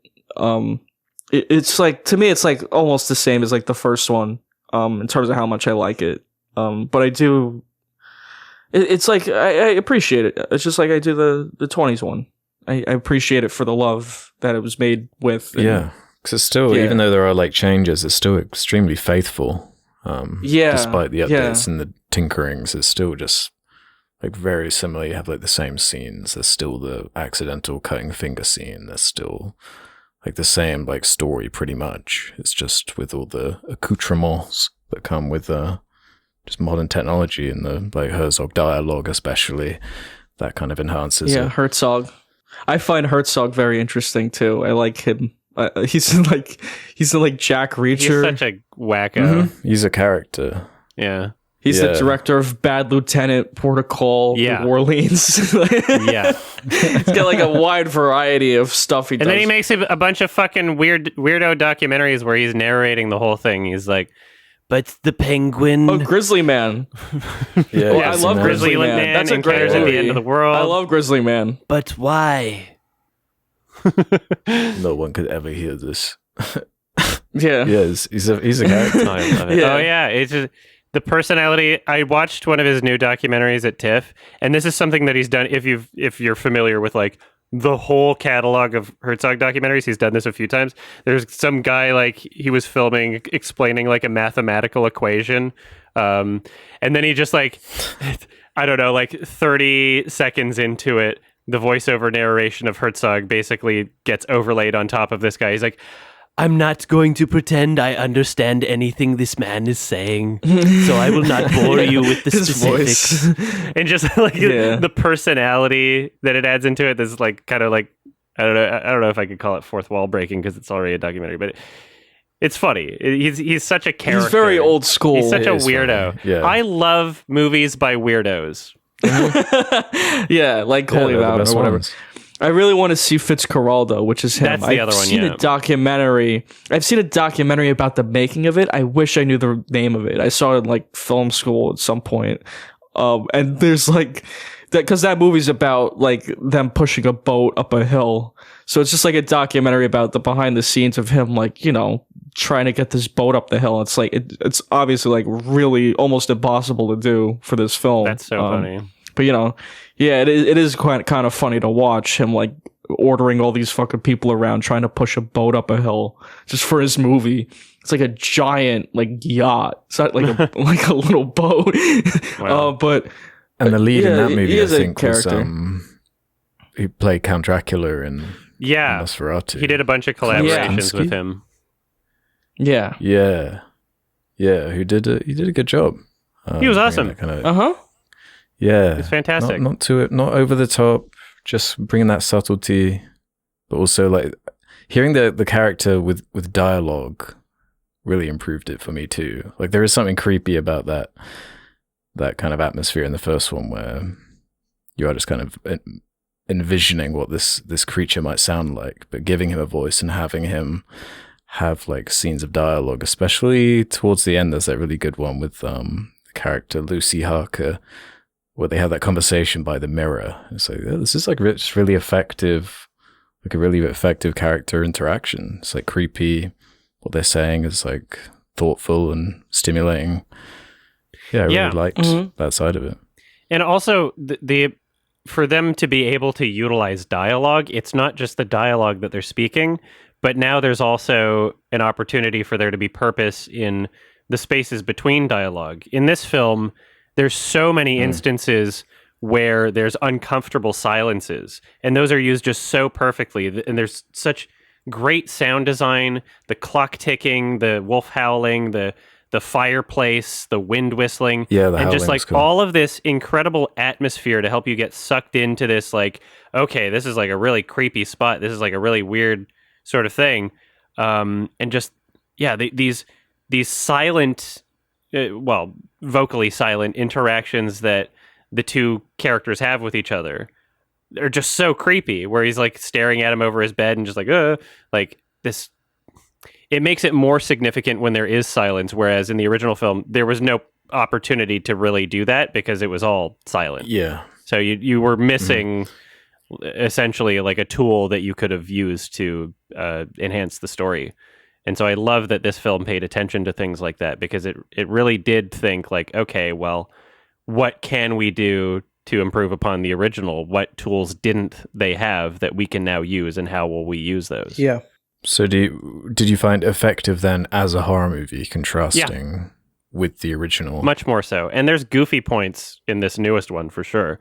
There's like really cheesy moments in this that I also love for the cheese, in the same way that it's like, you know, there's certain films like a Raimi film or like an older Peter Jackson film where it's like, okay, you can do horror and you can do like a bit of cheese in there as well. And you can say like, haha, that's stupid and or bad, but I still love it at the same time. Or maybe I'm just like forgiving it in a way of like, okay, this is like a 70s movie sort of thing. Like you can have a moment that's kind of stupid here and there. I thought that the ending of this film was like one of the funniest fucking things. And in this sense, like, I feel like I can understand a bit more closely what an audience in the 70s might be like as opposed to an audience in the 20s. There's already a huge catalog of films and layers of expectations of audience members and other things we can judge it with at the time and compare it to. I guess that I'm at least more familiar with. And I feel like the ending was supposed to be kind of shitposty. I feel like the ending of this film was supposed to be like pretty funny. Like just this like, oh, well, I guess spoiler talk. Spoilers. Shitposty. Like, yeah, spoiler. Shitposty is a modern word I'm using to describe, you know, obviously. But I don't know. Maybe. I mean, it gets kind of crazy. But I think as a person that's watched a shit ton of Herzog movies, I don't know why I forgot his name for a second. I've watched so many Herzog documentaries and only a couple of his like actual films. I feel like his personality and his level of just his sarcasm and humor and his wit in his documentaries helps me to understand a bit more his sense of humor when going into his filmmaking as well, like his narrative features. I feel like there's definitely parts in this that are supposed to be like kind of like tongue in cheek. Like the ending is for sure, in my perspective at least, it feels like something that's supposed to have a layer of humor to it. But you never know. It's all up to interpretation, I guess. Yeah, it's hard to pin down. Yeah, I like the look of it. Looks good. I love the look of it. Looks nice. I like the look of Nosferatu too. It's hard to like top the classic look, and they do humanize him a little bit. Maybe more than a little bit, but it's like, you know, I think the actor played him really well. Yeah, it's hard to be an iconic role and like do it well. Yeah, to sell it, especially with those. It must have been hard to deliver lines with those like front teeth things in. Yeah, they're pretty funny. It's hard to like come up even like a voice, because you know the original one doesn't have a voice. Yeah. It's silent. So it's like an interpretation of it. I mean, yeah, it does work. It's a whole different ballgame. Like all these decisions work. Yeah, it's a very different kind of movie just because of how more modern it is. But yeah, I think what you said is right. It does like justify its existence with the choices it makes. It doesn't feel like a like a shell of a film. Yeah. And horror remakes are pretty common, like especially one so old. It's not like anyone's like, you can't remake the 1922 movie. Like, how could you do that? It's like, yeah, there are parts of it that are dated. It's not like The Godfather where it's like it still holds up now. Basically, Mm-hmm. you know, you can make a modern version. There are of areas it to and update improve. it. Yeah, Mm-hmm. This and isn't. it is very artful. I feel like Yeah. one way this film really improved is not just the visual look from like an aesthetic standpoint, but also the ability to kind of soak in like a setting or atmosphere. So one of the shots that really emphasized this is when I guess we're going to call him the main character. I forget his name though, but the guy who traveled to Nosferatu's to the vampire guy's home. Jonathan Harker, I Um, guess. He wakes up and he's kind of exploring around before he finds out that the doors are locked. And there's this moment where he looks up at the ceiling and then the camera also looks up at the ceiling. And it's like, oh, wow, we're actually using like cinematography to like help you get into the character's perspective. Like there's so much more motion with the camera. Like we get such a better feel for the environment and we as audience members are able to look up with him and be like, okay, wow, that's like, you can see the whole roof of this place, and it has a really creepy, unique, and interesting look. Like we're getting so much more of a sense of location that was just not really in the original film. Like I didn't really get much of a sense for the environment in the original film at all. In this film particularly, also, the way that things are edited and the way that things are structured gave so much more of a sense of journey in between locations. So he's traveling for like a month, right? To get from one place, the Dracula's home, to back to the town. And we really get a feel, like a sense for this long journey. And that's something that I didn't really experience in the original film. It's just information being communicated through visuals, structure, editing, just such a more polished, better production. And yeah, that's what I get out of it. And that's why I don't enjoy the original as much. It's just those things were missing. Yeah, but I guess I can kind of sit more with Ralph in terms of like I kind of appreciate them in a similar sort of way, because while I do agree that the atmosphere and just the general production is obviously what 50 years later pretty much, so there's like just such an advancement in terms of camera work, production design, and just everything you'd expect. But I wasn't fully like frightened as I might be.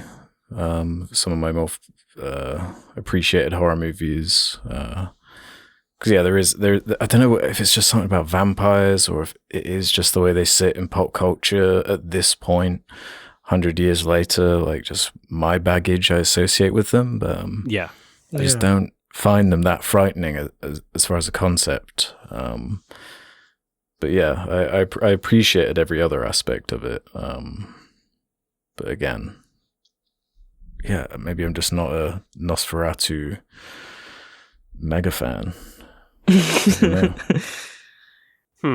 I did enjoy seeing Isabelle Adjani. Yeah. I thought she was really good in the movie. After seeing her in Possession, where she was equally kind of well cast. Mm-hmm. Yeah, for sure. Yeah, that was like perfect casting for updating that character from the original. And kind of just upgrading what they were going for. You know what's crazy is the I was talking about how I didn't really relate to the music at all in the original 1920s Nosferatu. And hearing the music in this film, I'm like, holy shit, this is like one of the best scores ever. Like it's so like dreamy and mesmerizing, and the way that they use it with this, you know, the nature backdrop and like the mountains and this whole like sequence where it's just it's so artfully expressive. And I found out after the fact that was the song in those sequences was from Richard Wagner. So it actually the music had existed in the 1800s. So before the score for Nosferatu. It's just a matter of so it wasn't like a Oh, how it was limitation of used. what scores could be. It wasn't scored for the film. It wasn't a limitation of what music could be. And if you think about classical symphonies that existed like in the 1800s, especially, then we can be aware that there was no like hard limitation on what music could be. So it feels weird to give the 1920s Nosferatu a lot of credit in that sense. But what I will say, I guess, about that is there was a limitation on how people thought music could be used.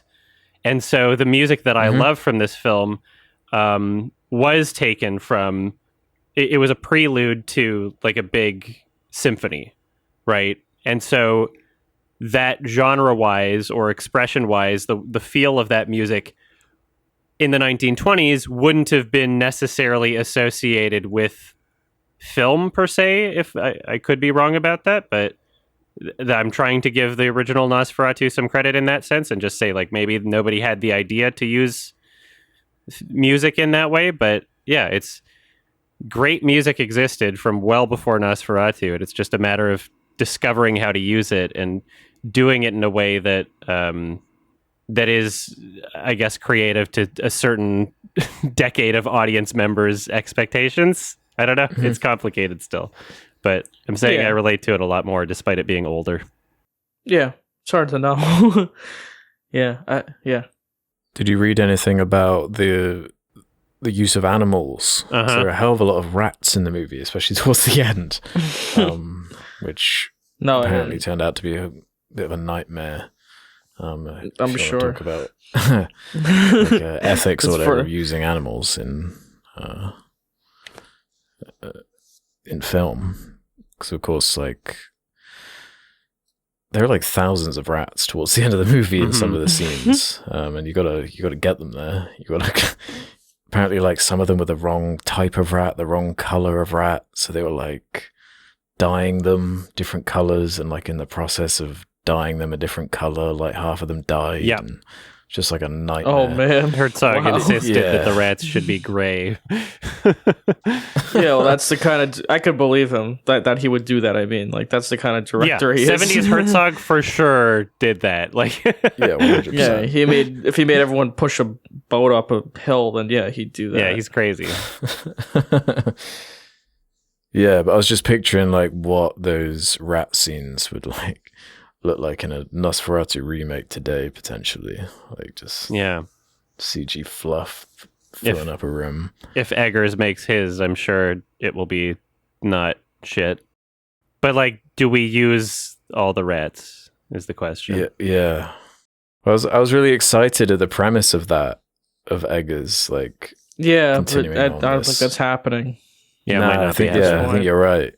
But that would No, I have don't been think cool so. to have like say every 50 years or so there's like a filmmaker with the gusto and to take it on and to actually continue on its legacy and like update it to the current filmmaking standards. Because I feel like that you could make a really frightening film if you pulled it off the right way in this setting. Yeah. I think that parts of this film were actually effective to me in like a straightforward kind of horror sense.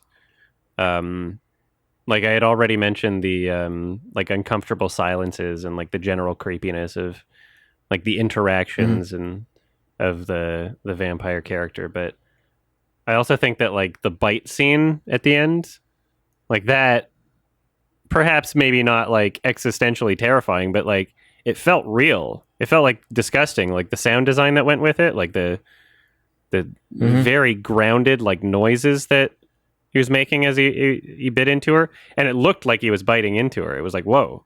It was like True, yeah. It was an effective really scene. creepy, yeah. Yeah. Like so many more films now, even today, are completely unable to do like physical action cheating. People will punch each other like 3 feet away, or like strangle the neck without your thumbs even making contact with their throat, sort of thing. Like there's so many pieces of like physical action in media that are not done properly throughout time, and yet this film manages to cheat it in a very convincing way. This film has kickstarted me checking out Herzog's older films, and I'd always been meaning to, but now I'm like, okay, I'm actually excited to, and I think I'll bump it up on my list of priorities. Oh my god, there were no like jump scares in this movie. I don't know how much of a trope jump scares were in the 70s. Not really as much, I guess, but Yeah, I don't think they were as much. Maybe. Yeah, I don't really know the history of jump scares when what films kind of set that kind of trend off. yeah, but a lot of just like really moody kind of like creeping crescendos rather than like shocking moments, you know. It was always it had a nice build up to it. Yeah. Yep, there's a couple criticisms I have with this movie. Not really sure why the character jumped to the conclusion of like, oh, the vampire's leaving, he must be going after Lucy, she's in danger. Like, that was weird. And then the ending is just like the cheesiest thing in the world. Like, arrest him. I don't even know where I'm taking him. Like, that was just so funny. He gets the woman to like sweep up was that garlic, I guess, in the circle, or salt? I don't even know what that was, but yeah, she like convinces him. Just like the way he hops out of it, and like the ending there was like so cheesy. But I loved it. It was like quite comedic. But it's cheesy in the sense that like early like some of the Sam Raimi horror films can be cheesy, even if they're like fleeting moments in this film. Overall, I absolutely loved the experience. It was just everything that I love about movies, and the way that films can express themselves can be found in this film. So, or at least most. But all right, do you have anything more to say about it, or yeah, No. it's weird because like the actual plots or what the stories are saying, I didn't really get that much out of it. It's more like the atmosphere and the kind of building tension, or more the historical relevance of that original one, more so than this one. But yeah, I had a fun experience with these. I wish I'd known about that Willem Dafoe one before, so we could have chucked that in. But next year, yeah.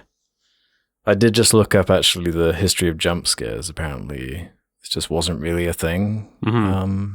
Good. Before 1980, and Carrie apparently has one of the first modern jump scares. Yeah, I feel like Friday the 13th has a couple. I don't know how effective they were. But yeah. So I guess it was like an 80s thing. It's like kind of later. Yeah. No wonder I like movies from the 70s.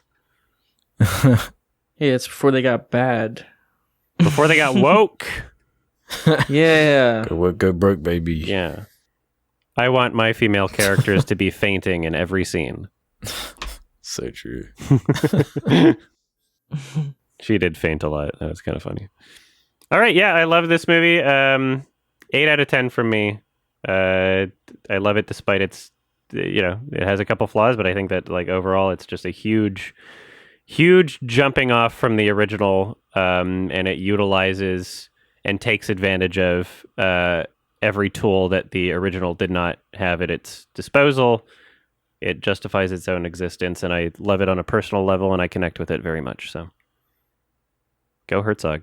Yeah, I'm just slightly below you. I'd give it 3.5 star or 7. I did enjoy it more as a film compared to that original. I could tell it was a labor of love. I liked the injection of the dialogue and how they chose to kind of emote the characters and the being able to, use dialogue, whereas the original couldn't. And yeah, I just thought it was solid. But again, like, I'm not going to rush back to see it anytime soon. It's just vampires, man. There's something about them. Something about these vamps. It's your recommendation. Twilight ruined them. I know. Why? Twilight ruined them. That's my theory. It just ruined the whole thing. Do you really think it has that much power? Yeah. Those shitty movies. Yeah. Maybe you're right. I just see them with sparkling. No. What'd you give it, Adam? I gave it an 8. I would also give it an 8, Awesome. which is the same as I gave Nosferatu. Yeah. I like them for different reasons, but I like them the same. Perfect. I like both of them. Bofa. I want to see the Willem Dafoe one. Yeah, we'll check it out at some point. So how's the dragon now? It's not good. Oh, really? Because what I'd been hearing is that it's the one out of the 2 fantasy shows right now to be watching, but I guess that doesn't really mean that much. Yeah, it doesn't mean much. Yeah, it's better than the Lord of the Rings one. Thing is, it's really slow. It's kind of not in a satisfying way. No, not in a satisfying way. It doesn't feel really. like it's building somewhere. It just feels kind of stretched. Yeah, it feels very stretched, and like there's just not a lot going on, and I don't really care. Like some of my friend Cam was saying, like it's like the same 3 fucking characters every scene. It's like not like Game of Thrones where it's like going to all the different lands or whatever. It's like okay, it's either the sister or like the brother. That's or weird for Game of Thrones. Because that was like part of it was like trying to keep track of everyone. It feels very small scale compared to that stuff. I'm like, yeah, it's like. It's funny because it's really slow, but at the same time, there are these massive time jumps that are just really jarring. So it's like too fast paced, but also too slow. Like every episode, like they flash forward like 10 years. I'm like, holy shit. It's like different actors playing the main character by this episode. What are you talking about? House of the Dragon. Oh. It's like very whatever. It's okay. I'm like, people call Better Call Saul slow. I'm like, compared to that shit. Slow. Better Call Slow. Yeah, Better Call Saul was much better than this. All right, time for questions. Okay, let's do some questions from the Sardonicast community. Head over to the suggestion thread on the subreddit if you want to ask us anything you feel like. Just like Whiskey Food did. He's going to start us off here. Which movie antagonists/villains do you think were actually justified in their actions and doing the correct thing? Scar. Fuck the monarchy. I'm just kidding. It's always Scar. Hitting home. Yeah, it's always Scar. I'd say Magneto from the X-Men is a good answer. That's the answer I gave because I answer the same question on my own like little show I do, and I give the same answer. It's he's the villain. You understand his motivation. He's not like just trying to destroy the world because he's a bad guy. He's trying to protect mutants to some extent, which are like oppressed people. They're, tortured by the government or whatever. So you understand his motivation. He has that whole like Holocaust backstory to him, at least in the movies. Yeah. So he knows like how human beings can like, take people and be kind of evil and whatever. So he's trying to like stop that from happening to mutants. And yeah, it's like, his motivation makes sense. He's still a bad guy, but his motivation makes sense. You understand where he's coming from. I think that's a good answer. Magneto. Honestly, Ian McKellen. One of my favorite kind of motivations or like villain/antagonist slants is just like a beast of nature, be it like Jaws, the bugs from Starship Troopers or like Alien. Yeah. Just these creatures where like, can you really say they're not doing the correct thing they're just like monsters, they're just like big bugs or whatever, just doing what they should be doing. And it's like, you can't really cast blame in the same way you can't really blame, a bear that like goes for you in the woods. It just exists. It's kind of like what I liked about Nope as well. Yeah, sure. It's like a primal thing. I think that, justified might be a strong word when I'm thinking about this character, and let's try our best not to say anything about it because we don't want to spoil it. But in Old Boy, like, you empathize with the villain by the like, you feel bad for him. Like, you really feel bad for the like, you're like, damn, like, you took it kind of extreme, but I understand. Like, I can see why you had an extreme reaction because like your life was really fucked up, right? So, yeah. I think the trees in The Happening were pretty based. Spoilers. Oh God, I spoiled The Happening. Oh no. The biggest meme is that it was the trees. What? Right? No. What? No. Completely superfluous bottle of cough syrup. Just like $5. We're not assholes. I guess we answered that. Yeah, we're not asses. You could just quote like a million lines from it. It's like Birdemic. It's a great movie.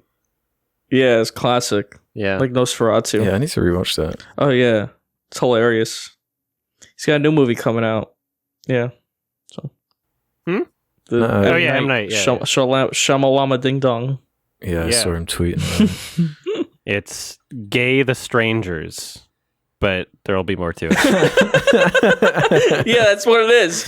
That's what it is. It's what the first 30 minutes will be, and then it'll turn into something else. But yeah, that'll become prediction. some stupid shit. Then the trees will come to life, and they have to run away. yeah, God, you're making me think about that beach movie. You did that, right? Man. Old. Yeah. Old. Yeah. Yeah, but anyway. What an interesting director. Yeah. Yeah. No, but that's the Iconic. tenet of like a good villain, though. Surely, right? It's like you can at least see where they're coming from in some way. You know, like Right. they'll often take it too far because they have to for like certain stakes to be raised in the story. But like Roy Batty in Blade Runner or someone like that. That's quite a good one. That's Yeah. a good one. I mean, I think that's part of why a film like Old Boy is intelligent, is because, you know, even though it's very much a film and it goes much more extreme than you'd see in real life, it still grounds it in a sense that, you know, real life, a lot of, no matter who is committing an atrocity, they feel justified in some way. And so, you know, it makes sense to, sure, there are some people that we can categorize as villains in real life, but everybody is just like an individual, you know? It's a little bit more nuanced. Yeah, taking the concept of a villain and making it less black and white. Yeah. Yeah. Rather than just having a villain. Yeah, that's what's cool about like the end of Watchmen. That character Ozymandias, that kind of feeds into that grayness. I don't know if I want to spoil it or whatever, but that's a particularly good. I guess that's one of the better okay. parts of that movie. Yeah. Yeah, that's like a cool. I can see your thought process there, dude. It's fucked up. But, Yeah. You know. Yeah. Yeah, that's some complexity. Mm-hmm. Okay. Payo Dog King 82503 has this to say. Recently, Criterion announced that they're putting a 4K release of Pixar's WALL-E in the collection, with this being the first Pixar film ever to be put in the collection. With this release, do you think that this is Criterion opening up the collection for more modern and accessible films? And if so, what are some modern/popcorn blockbuster movies that you feel deserve the Criterion treatment? Thanks for all the great content. Love you guys. Fucking Parasite was already in there, so to claim that the WALL-E is the first modern and accessible film, I'm not sure. Fucking Michael Bay, Uncut Gems, didn't they have like The Rock and Armageddon at one point in the Criterion collection? Like this isn't the first like popular movie that they've put in there. So I don't know why people are. I think the fact that it's like Disney and animated and Pixar is what's making some people weirded over out like about 100 million. I mean, I think WALL-E made much more than any of the movies we're mentioning, like Uncut Gems or whatever. But maybe. Yeah, I wonder why just that one. You can just not buy that one if you don't. They're still putting other movies in the collection. Yeah, I'd understand caring if they just stopped doing the old movies and only started doing like Marvel That'd be movies, weird. then maybe there'd be a problem on your hands. But, yeah, if it's just WALL-E, like it's one of the most like beloved Pixar movies. Yeah. And just gets like more and more relevant as the days go by. So yeah, it's not. It's a very critically well received movie. You know, regardless of what anybody thinks about it, it's it doesn't feel out of place in the collection in terms of like critical response for sure. Mm-hmm. You could do Ratatouille. I would love a Ratatouille Criterion. Rat-a-tap-tap. And then we could have Ratatouille. And then we could put the Asylum movies in oh my Criterion. god, yeah, the Video Brincato collection. That'll be a day. When they add Asylum movies to the Criterion collection, that'll be a day. I would like to see Good Time in there. It seems like they have every other Safdie film. Yeah, Good Time's like, what the fuck? great. Yeah. Yeah. I want a Hanky Chan collection. I don't know. Not sure. Crank. I want Crank and Crank 2 in the Criterion Collection. I want a Crank 3 to exist. Well, yeah, we'll get to that. But first, we need the Criterions of the first two. Yeah, it's time.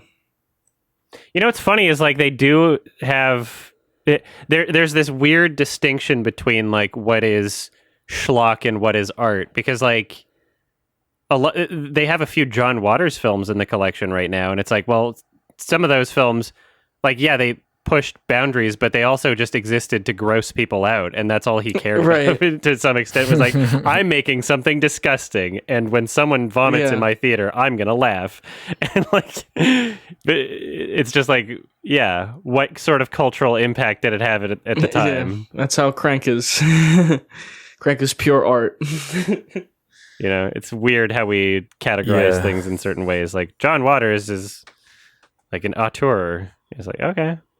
In ways, I guess it's just expected with like Criterion's whole kind of brand image they've built over time. Like they're just associated with the lesser known kind of films, so it was inevitable that people were going to get upset. The thing is, I think people are scared because it's Disney, and Disney is like this huge thing. But technically, there's already a lot of other Disney films in the Criterion Collection because Disney owns Fox. You know, Searchlight Pictures did like the overwhelming majority of Wes Anderson's films. All of those are in the Criterion Collection except Isle of Dogs. So, like, Disney already has a bunch of films in the Criterion Collection. You just didn't notice. Yeah, I'd be more upset if it was like Wreck-It Ralph 2 getting the Criterion. I'd be interested. There's been worse animated movies in the Criterion Collection. There was that... what was it called? It was like some weird Digimon ripoff from like 2009. And like it was made by some random Japanese like artist that decided to direct the movie, and I forget what it was called. This sounds crazy. It was a weird one to put in the collection for sure. It was like, why? Somebody in the comments will know what I'm talking about. Yeah. Yeah, Wall-E is not like the breaking point. It's just people who don't notice other things now getting the most obvious form of it, I guess. Yeah. Yeah, maybe they can put some Spielberg movies in there, or even early M. Night movies. Like not The Happening. If they put Jaws in Criterion, that'd be dope. I would love to see a Jaws Criterion. Yeah, they could do that. Or like Sixth Sense and what's the other one? M. Night Collection. Bruce Willis. Unbreakable. Yeah, they could do that too. Unbreakable. Yeah, they could do those. Those are good movies. Even Signs is like kind of well received. I mean, I would love a Happening Criterion, but I don't think that's going to happen. Last Airbender Criterion. Old Criterion. Yeah. Old Criterion. Neil Breen Collection. Criterion, yeah. I want a Twisted Pair. That would be groundbreaking. groundbreaking. Yeah, Criterion. I'd feel happy for him. Yeah, Who Killed Captain Alex Criterion. That's the one. And I think it honestly deserves to be there. I think Neil Breen honestly deserves his films in the collection. Yeah. Give him one at least. Birdemic Criterion. No. I think they're making a Birdemic 3. It premiered at I think South by Southwest or Fantastic Fest or something. So yeah, it already premiered. Yeah, once. the poster. Yeah, the poster's better than like every Marvel movie poster I've seen recently. Yeah, it's funny. It's a weirdly good poster. It's like actually trying. Like I saw something like this poster goes hard. I'm like, yeah, it's better than fucking half the posters I see. The floaty head. At least it's not a floaty head poster. That's like all they do now. With like floaty 25 actors, you're feeling. Yeah, fucking 50 actors that are in the movie. Is John Favreau floaty head, Tom Holland floaty head, Mark Wahlberg floaty head, like the Uncharted one. Everyone's a floaty head. Ew. Yeah, it's just lazy. Okay, next question. Well, let's do this one from H. Gallipore. I'm curious to know what you guys think about the VHS nostalgia, like when people buy old TVs, VHS players, and VHS movies in an attempt to recreate the vibe of back in the day. Do you guys find any enjoyment in the VHS format? No, it looks like shit.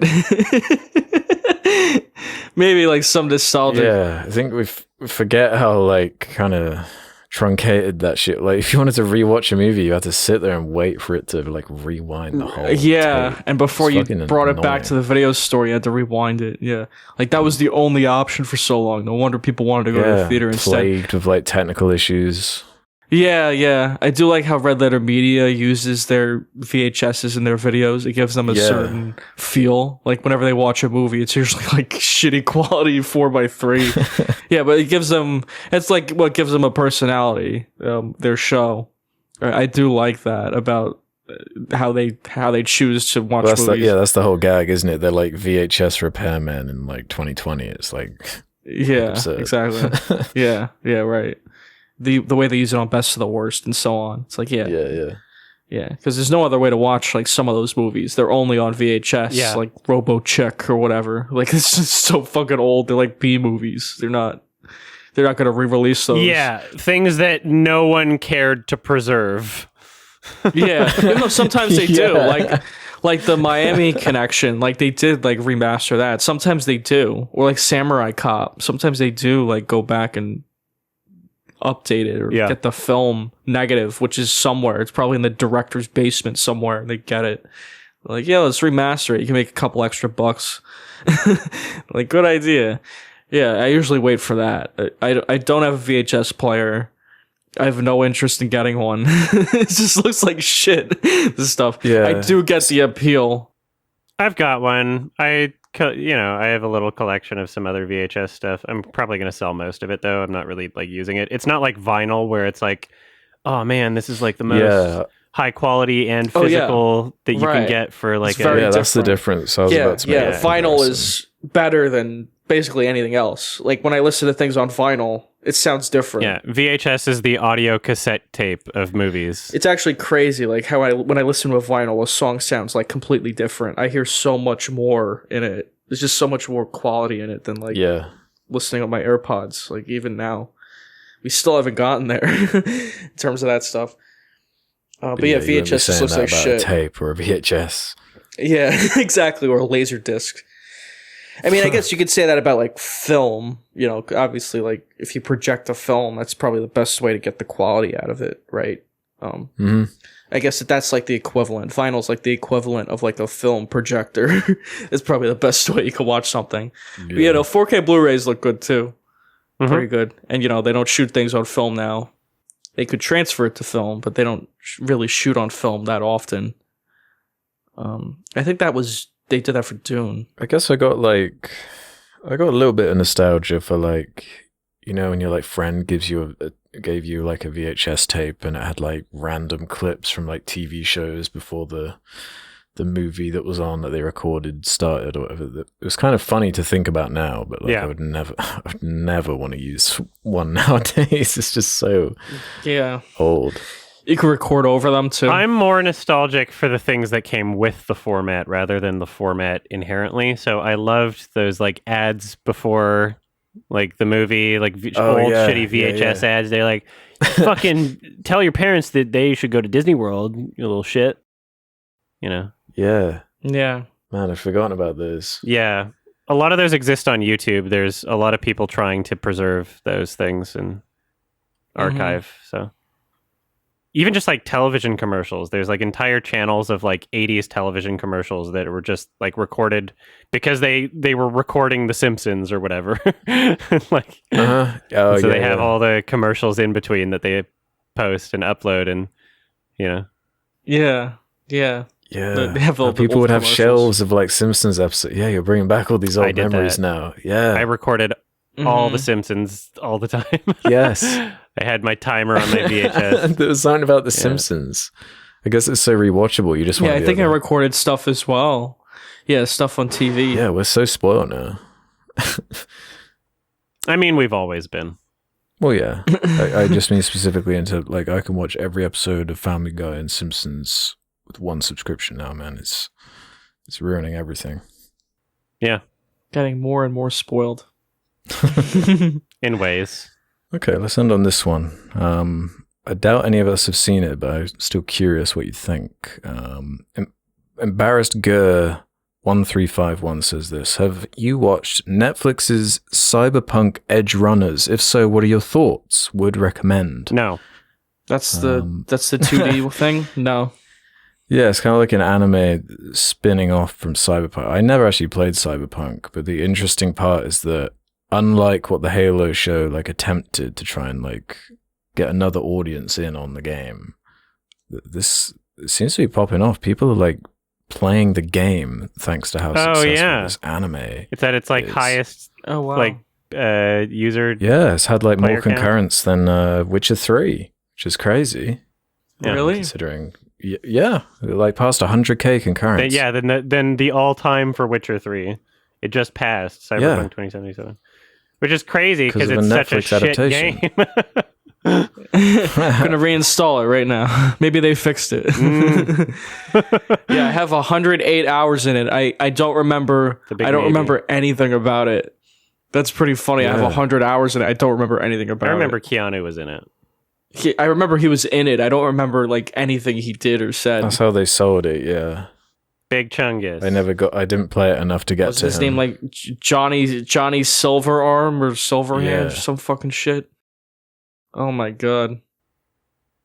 Yeah, I'll watch Cyberpunk Edge Runners. Maybe I'll do a watch along on my stream to it for a bit, but it's not on my list of huge priorities right now. I'll see it at some point. I like the idea that it would be animated, I guess, but I like 2D. Yeah, I like this animated. I'm waiting for one of these to actually like appeal to me. You know, like everyone was like raving about Arcane. I know people love it, but it wasn't really my sort of thing. How far did you watch? Like a game tie-in. I watched like 5 episodes or something. Okay. Because I watched 1 and I got bored, and apparently episode 3 is where like you're supposed to like, if you're gonna like it, you're gonna like it then. So if you watched 5, then you give it a really good. I heard that too. Yeah, it was really, because it really should be for me, but something about it wasn't so slow. Wasn't clicking. And then you got the Halo show, which is like the IP I the best care about, but it's just a disaster in show form. My favorite show. Yeah, new Lord of the Rings show. Yeah. Even As if far they as make game it, it's not stuff. like they're gonna do it right. The teaser trailer for The Last of Us got released today. I didn't tell you about it to watch it before the podcast because it didn't really. It's a teaser trailer. It doesn't really show. I've seen much some of the anything, teaser stuff for it. It doesn't look man. bad. It is HBO. There's nothing about it that looks bad. So At least it's not Paramount Plus. I've got more faith in HBO than Paramount Plus. But So some weird casting. Oh, wouldn't it be funny if the new CEO of Warner Discovery said, "We're axing The Last of Us for tax purposes," like right before it comes out? Yeah, I think they have more faith in that than Batgirl. There'll be a new Jan 6 riot if that happens. Batgirl is definitely bad. That's why they You axed never it. know. I mean, I was expecting it to be bad, I'm but sure it was awesome. I would bet money on it. they should release it anyway. Yeah, Yeah, they should release it anyway. probably saved a couple careers there by not releasing it. Yeah, Brendan Fraser. Yeah, I don't know. All right, that's it for questions, and I think it's my turn to recommend a movie. Yeah. Correct. What have you got for Let's us? see if you recommend, because I have a thing in mind that I don't want you to recommend it because I'm gonna. Well, let me hear what you gotta recommend. I'll tell you if it's what I'm thinking. I don't think it's 'Cause I'm what gonna you're recommend thinking. some things. All right. So it is spooky month. So I'm gonna assume that you're gonna recommend something spooky also later. But Yeah. I don't even know if this is considered a horror film. But every time that there's a Reddit thread where people are like, "What's the most disturbing movie?" or whatever, this one always gets mentioned, and it kind of looks really interesting. I usually don't trust those Reddit threads because they're usually full of shit, but some of them are interesting. This one seemed interesting. This is a television film called Threads from 1984. I think it's British. Oh, okay. I think it's BBC TV film about like nuclear war or something, like nuclear fallout, I think. Apparently it's I think good. I watched this in school. Oh, you watched this? Okay, interesting. That'll be a cool perspective. Yeah, I've never seen it, and it won 4 BAFTAs. So we'll see what it's like. Directed by Mick Jackson. It's a funny name. Mm-hmm. And I have no real expectations for it. I'm going in mostly blind. So if you would like to see threads before the next episode comes out, I mean, yeah, do that. I don't know where that sentence is going. We're going to talk about it spoiler discussion. So if you don't want to be spoiled, watch it before the next episode comes out. These episodes come out every 2 weeks. You can listen to them early by going to patreon.com/Sardonicast. Also, Sardonicast.com. Sign up for premium. It's only $2 a month. You'll hear these episodes early, quite early for some of them, because sometimes we record episodes early just for scheduling purposes. Maybe. Yeah. Mhm. And we also got merch. Link in the description. And there's a Sardonicast highlights channel that you should check out on YouTube.